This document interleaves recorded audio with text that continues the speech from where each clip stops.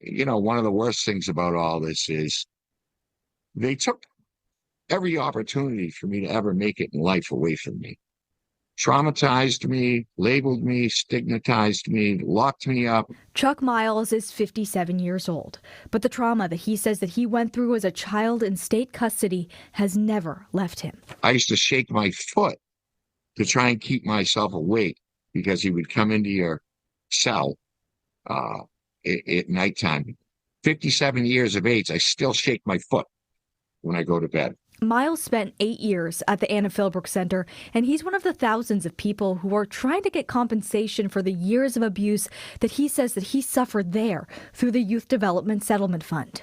The state doesn't want to be held accountable for their actions towards us victims. But now he's not sure that he'll get anything after state lawmakers and the governor decided that the administrator of the fund, which used to be an independent position, would be changed to a political position. I feel completely betrayed once again, lied to. And it's just like the situation that I went through when I was a child. This is like a game of bait and switch. We're going to tell you one thing, but we're going to do another. We're here to help you, but I'm going to physically and sexually abuse you at the same time. John Broderick, the former Chief Justice of the New Hampshire Supreme Court, had been running the fund for the last several years. In a statement today, the governor suggested that he'd resigned, thanking him for being a tireless advocate for mental health awareness.